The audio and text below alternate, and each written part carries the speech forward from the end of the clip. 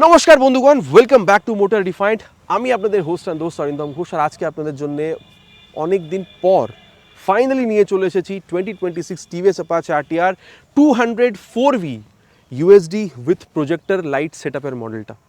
Title thumbnail থেকে আপনারা already বুঝে নিয়েছেন। ভিডিওতে আজকে আপনাদের সাথে এই বাইকটার একটা ডিটেল রাইড রিভিউ শেয়ার করবো, কিন্তু শুধুমাত্র রাইড এক্সপিরিয়েন্সই নয়, অনেক কিছু আপগ্রেড এসেছে, কী আপগ্রেড কোম্পানি দিয়েছে সেটা আপনাদেরকে বলবো, আর তার সাথে ফিচার স্পেসিফিকেশন, প্রাইস হোক বা mileage, everything in detail discussion করবো, সো দ্যাট ভিডিও এন্ড পর্যন্ত যেন আপনাদের কাছে একটা ক্লিয়ার আইডিয়া থাকে এই বাইকটাকে যদি কম্পিটিশনের সাথেও কম্পেয়ার করা হয় তাহলে কিনলে এই বাইকটা আপনার জন্য কতটা ভালো হতে পারে, স্পেশালি 200cc এই একটা রেঞ্জের মধ্যে।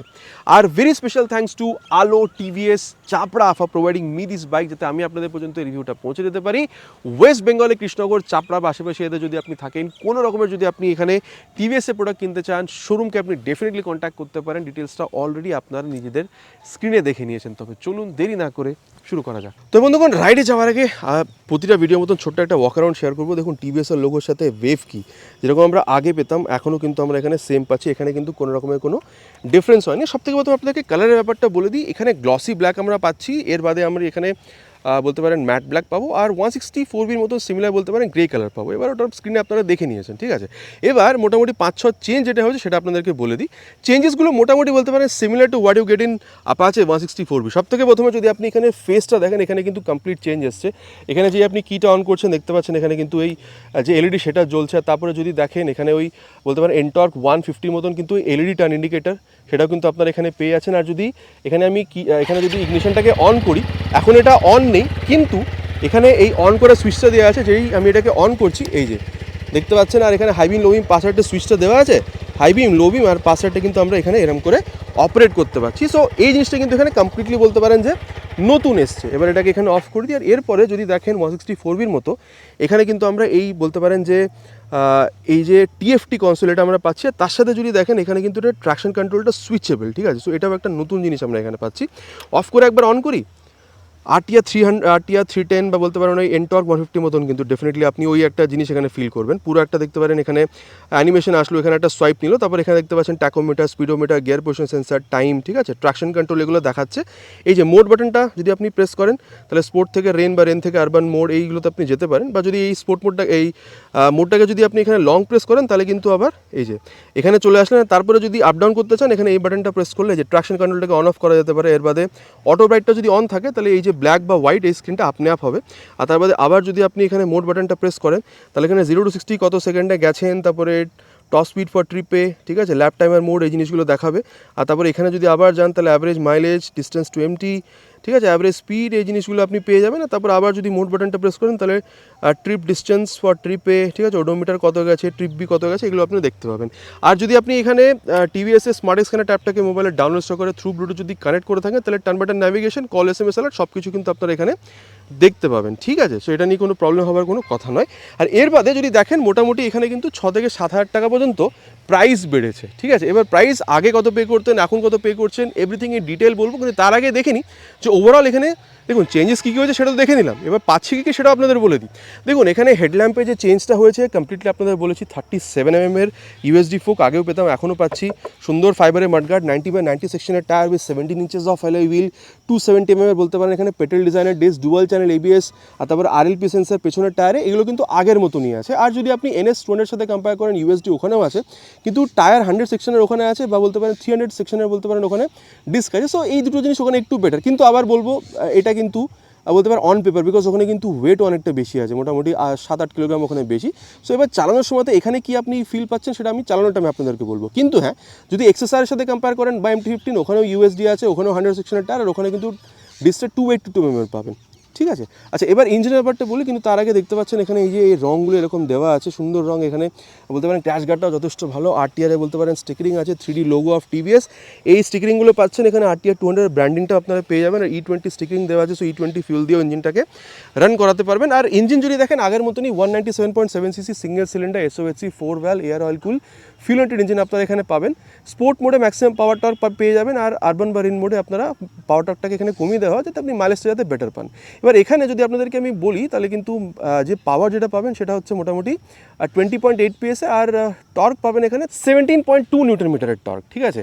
এবার এখানে কিন্তু এই glide through traffic technology, slip analysis class সবগুলো আছে, যেগুলো আগে কিন্তু আমরা টেস্ট করেও দেখবো। আর হ্যাঁ, যদি আপনি এখানে MT-15 বা যদি এখানে XSR কম্পেয়ারে দেখেন, পাওয়ার ফিগার এখানে বেশি, কিন্তু হ্যাঁ যদি আবার NS দেখেন তাহলে ওখানে কিন্তু আবার একটু পাওয়ার টর্ক কিন্তু আপনারা ওখানে একটু বেটার পাবেন। আচ্ছা, এইবার যেহেতু আমরা এখানে ইঞ্জিনের ব্যাপারটা কথা বলছি, চলুন তবে একবার এক্সস্ট সাউন্ড সেটা আপনাদেরকে শুনিয়ে দিই। আর 164 কিন্তু বুলপাপ এক্সস্টের আপডেট পেয়েছেন, এখানে কিন্তু সেটা নিয়ে আগের মতন এখনও বলতে পারেন এখানে ডুয়াল ব্যারেল এক্সস্ট পাচ্ছি।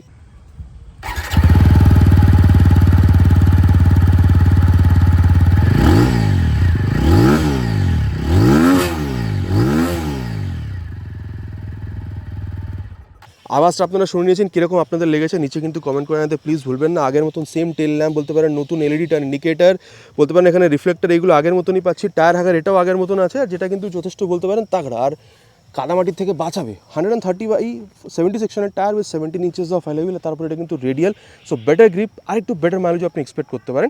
NS200ও সেম সেকশন, কিন্তু ওখানে রেডিয়াল নেই। কিন্তু হ্যাঁ, XSR বা বলতে পারেন MT-15 ওখানে কিন্তু 140 সেকশনের টায়ার রেডিয়াল আছে, সো ডেফিনেটলি একটু বেটার। কিন্তু হ্যাঁ, বলতে পারেন MT-15 বলতে পারেন XSR বা বলতে পারেন NS200 থেকে কিন্তু এখানে আপনি ডিস বেটার পাচ্ছেন 240 সেকশনের। আর হ্যাঁ, ওই বাইকগুলোতে কিন্তু আপনারা বলতে পারেন যে এই মনোশক সাসপেনশনের সেটআপই পাচ্ছেন, এখানেও আপনারা বলতে পারেন যে শোয়ার মনোশক সাসপেনশন পাচ্ছেন। এখানে সাইড গার্ড আছে, ওপেন চেন সিস্টেম আছে, main stand, side stand with side stand cut off sensor, সব কিছুই আপনারা কিন্তু এখানে পেয়ে যাবেন। আর এখানে যদি আপনি সিট হাইট দেখেন, এটাও আপনার 800 mm পর্যন্ত পাচ্ছে, সো মোটামুটি 5 পর্যন্ত হাইট হলেও বসে চালাতে অসুবিধা হবে না। তারপরে ধরে বসার জন্য সুন্দর কিন্তু আপনারা এখানে এই গ্র্যাব হ্যান্ডেল এটাও পেয়ে যাচ্ছেন।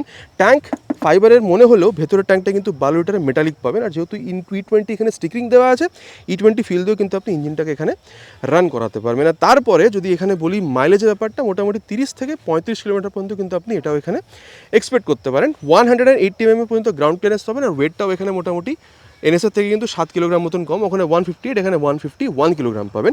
হ্যান্ডেলবারটা যথেষ্ট চড়া, এটার ব্যাপারে আগে চালানোর সময় কথা বলবো। অ্যাডজাস্টেবল ক্লাচ বা বলতে পারেন ব্রেক লিভার আপনারা পাচ্ছেন। এখানে বলতে পারেন হাই বিম, লো বিম, পাসারটের সুইচ দেওয়া আছে, ব্লুটুথ এনেবল কনসোল অলরেডি বলেছি, টগল করার জন্য আয়ার বাটন, টার্ন সিগন্যাল আর হর্নটা ঠিকঠাক। কিল সুইচ, মোড চেঞ্জ করার জন্য বাটন এখানে দেওয়া আছে, এই হেডল্যাম্পটাকে অন অফ করার জন্য সুইচ, আর নিচে ইঞ্জিন অন করা সুইচ অলরেডি আপনাদেরকে আওয়াজটা শুনিয়েছি। আর যদি আপনি এখানে মিরারটা দেখেন কীরকম রিয়ার ভিউ দিচ্ছে, চলুন যাওয়া যাক রাইডে। আগে আপনার সাথে এটা ডিসকাস হবে। আর যেরকম বলেছিলাম 6-7 হাজার টাকা পর্যন্ত এখন আপনাদের বেশি পে করতে হচ্ছে। আগে যেটা মোটামুটি পে করতেন 1,74,000, এখন 1,81,000 মতন পে করছেন। এই প্রাইসটা আমার এরিয়া হিসাবে বললাম, আপনার এরিয়াতে ডিফারেন্ট হতে পারে ডিপেন্ডিং আপন ইন্স্যুরেন্স অ্যান্ড RTO চার্জেস। তো আপনার নিজের এরিয়া প্রাইস জানার প্রয়োজনে থাকলে নিচে প্লিজ কমেন্ট করে জানাবেন, আমি চেষ্টা করবো আপনাকে প্রাইজের সাথে রিপ্লাই করার। তবে মোটামুটি কথা হয়ে গেছে বাইকে কি নতুন আছে, কি আগের থেকে পাচ্ছিলেন, আর কম্পিটিশনের সাথে কম্পেয়ার করলে বাইকে কি আছে না আছে। চলুন তবে যাওয়া যাক এর রাইড এক্সপিরিয়েন্সটা কতটা ডিফারেন্ট হতে পারে অন্যান্য বাইকের সাথে, চলুন সেটা একবার দেখা যাক। তো বন্ধুগণ, এবার রাইড রিভিউটা শুরু করি of this new 2026 TVS Apache RTR 200 4V USD TFT console বা বলতে পারেন এই প্রজেক্ট LED হেডল্যাম্পের এই বাইকটা। মোটামুটি সিটে যখন বসছেন 800 mm সিট হাইট, আপনার হাইট 5'5" হলে এনাফ, অলরেডি বলেছি। রিয়ার ফিটের টুথপেক হালকা একটু ঝুঁকছেন, বলতে পারেন হ্যান্ডেলবারটা যথেষ্ট চওড়া, আর সিটে যথেষ্ট কমফোর্টেবল, না সফট না হার্ড। আর আপনার আপনি যদি এখানে পিলিয়নের সাথেও রাইড করেন তাহলেও আপনার এখানে খুব একটা স্পেসের অসুবিধা হবে না, ঠিক আছে। আর চলুন তবে এবার এখানে স্টার্ট করা যাক। Camera rolling. চলুন তবে এই যে first gear, second gear, third gear. দেখুন ইনিশিয়ালি টানতে তো মজা আছে, 164V তো এই মজাটা আপনি পাবেন এখানে, আর 204V তো আপনি মজাটা পাবেন। ইনফ্যাক্ট যদি পিলিয়নের সাথেও বসেন না তাহলে কিন্তু টানতে আপনার এখানে কোনো রকমের প্রবলেম হবে না, এটুকু আমি বলতে পারি। আর ক্লাসটা যেহেতু স্লিপার ক্লাস আছে সেহেতু আপনি এখানে সফটই পাবেন। আর স্লিপার ক্লাসে চলুন তবে একবার টেনে আপনাদের দেখিয়ে দিই যেটা কাজ কীভাবে করছে। মোটামুটি ধরুন 60-র ওপরে গিয়ে এই যে 3 থেকে 2 এসে আমি এখানে কিন্তু ক্লাচ ছেড়ে দিয়েছি। রিয়ার টায়ারটা কি লক স্লিপ এরকম কি কিছু হয়েছে? হয়নি কিন্তু। মানে এটা যখন আপনি হাইওয়েজে থাকেন বা এমন কোনো রাস্তা যেখানে আপনি ভালো মতন স্পিডে আছেন, সামনে হট করে কিছু চলে এসছে, স্পিডটা স্লো করার জন্য যদি আপনি এখানে ওভারঅল গিয়ার ডাউন করে যে ক্লাসটা ছাড়েন না, তখন রিয়ার টায়ারটা লক স্লিপ এই জিনিসটা হয়, এখানে কিন্তু হবে না। সো সেফটিতে কিন্তু আপনার এখানে ডেফিনেটলি জিনিসটা অ্যাড হচ্ছে। সো এটা ছিল আবার স্লিপার ক্লাচ। আর যদি আপনি গিয়ার শিফটিং দেখেন, হালকা একটা এফোর্টের সাথে আপ বা ডাউন শিফট হয়ে যাচ্ছে, সেখানে খুব একটা প্রবলেম কিন্তু আপনি কিছু বুঝতে পারছেন না। আর যেহেতু এবার ক্লাচ গিয়ারের ব্যাপারটা কথা হচ্ছে, চলুন তবে আর অ্যাক্সেলারেশন টেস্টটা করা যাক, তারপরে এটার যে পারফরমেন্স সেটা নিয়ে না আমরা আগে কথা বলবো। We'll start with 3 horns already on smooth mode.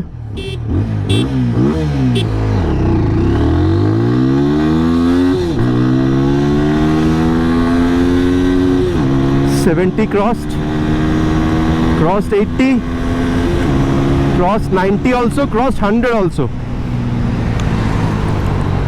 তবে দেখুন বন্ধুগণ, আমি বলবো স্মুথনেস যদি দেখেন যথেষ্ট ভালো, আগের মতনই আছে, এখানে কিন্তু খুব একটা তফাৎ আপনারা এখানে পাবেন না। আর 162 যেরকম আপনার 180 যেরকম দেখেছেন, ঠিক আছে, সেরকমও কিন্তু ভাইব্রেশন নেই, মানে ওখানে যথেষ্ট কন্ট্রোল, এখানে আরও কন্ট্রোল। কিন্তু হ্যাঁ 85-এর পরে বলতে পারেন একটা ছোটো ভাইব আসছে, বলতে পারেন ওই পায়ে বা যদি আপনি হ্যান্ডেল বারে দেখেন হালকা একটা ভাইব কিন্তু আসে, ঠিক আছে, মানে বলতে পারেন 80-85-এর পরে। হ্যাঁ কিন্তু স্মুথনেসের খুব একটা মানে যথেষ্ট ভালো স্মুথনেসই পাচ্ছেন, সেটা নিয়ে আপনাদের এখানে খুব একটা প্রবলেম হওয়ার কথা নয়, ঠিক আছে।